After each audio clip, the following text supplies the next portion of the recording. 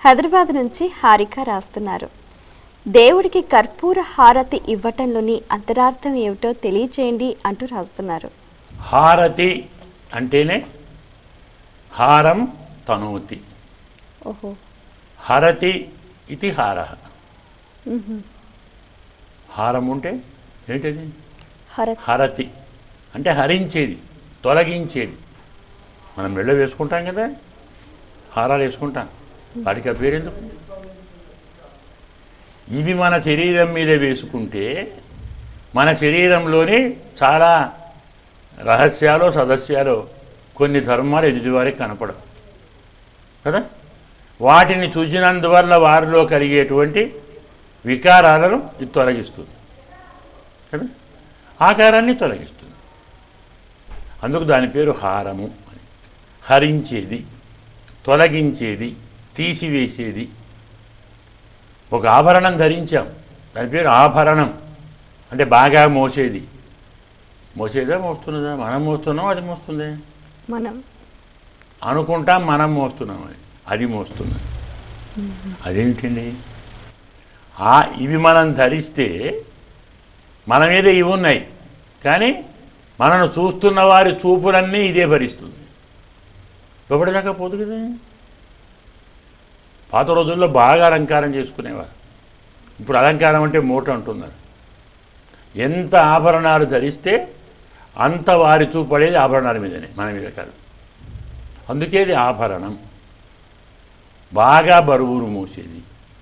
రకరకాల వ్యక్తుల యొక్క చూపులు, దానివల్ల కలిగిన వారి భావాలు, వారి ఆలోచనలు, వారి వికారాలు అన్నిటి మోస్తుంది. వాటిని ఇదే హరిస్తుంది. హారతి అంటే అర్థం అది.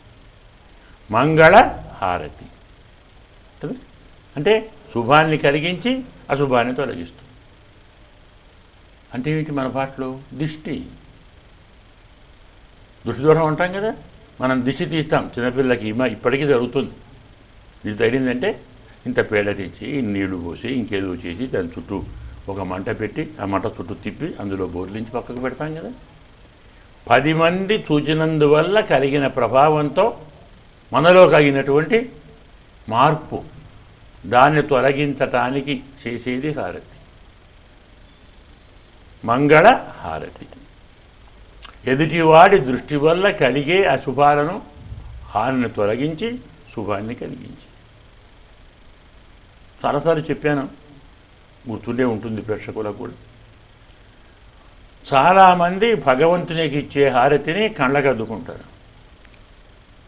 మనం చాలాసార్లు చెప్పుకున్నాం. దృష్టి దోషం తీసి అది నీ కళ్ళకు అద్దుకుంటే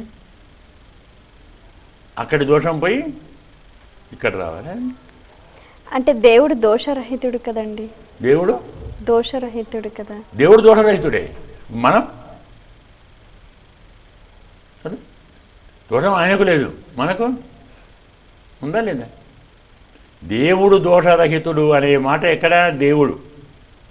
మనం ఇక్కడ ఏం పెట్టాము? ఒక విగ్రహాన్ని పెట్టాం. ఆ విగ్రహంలో మనము ఆగమ శాస్త్ర ప్రకారం, ఆయా మంత్ర ప్రక్రియ ప్రకారం మనం అందులో చేర్చాం.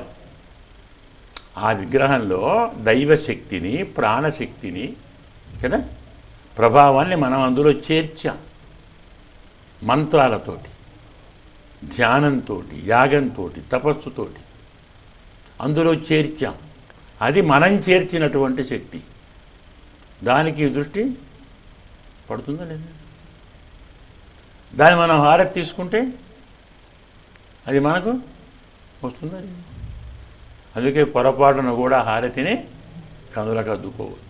అందుకే ప్రతిరోజు స్వామికి ఆరాధన. అందుకే మంత్రముతోటి, తపస్సుతోటి, ధ్యానంతో ఆ దైవశక్తిని అందులో ఏర్పరిచాం. కాబట్టి ఎంత ఆరాధన చేస్తే, ఎన్ని ఉత్సవాలు చేస్తే, ఎన్ని యజ్ఞాలు చేస్తే అంత ప్రభావం పెరుగుతుంది. తగ్గించాము, తగ్గుతుంది. ఎందుకంటే దైవాధీనం జగత్ సర్వం, మంత్రాధీనంతో దైవత. ప్రపంచమంతా దైవాధీనమే. ఆ దైవం మంత్రాధీనం. అంటే మనము ఆయా ఆగమ శాస్త్రంలో చెప్పబడిన మంత్రాలతోటి ఆ స్వామి యందు ఆ శక్తిని, ఆ వైభవాన్ని, ఆ తేజస్సును నిక్షిప్తం చేశాం.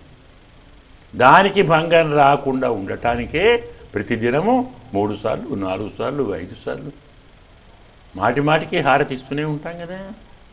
ఒకసారి కాదు, అరగంట కాగానే హారతిస్తాం, పావుగంట కాగానే హారతిస్తాం. అది మన దోషం అటు రాకుండా, అది ఆ పరిసర ప్రాంతాల్లోకి అంటకుండా, అందుకే దాన్ని హారతి అంటారు. ఇలా అందులో కర్పూరం అంటే కరిగిపోతుంది కదా, ఒకసారి వెలిగిస్తే కరిగిపోతుంది. కర్పూరం కరిగిపోయినట్టు దోషం కూడా కరిగిపోవాలి. అది అందులో కర్పూర హారతిలోని పరమార్థం.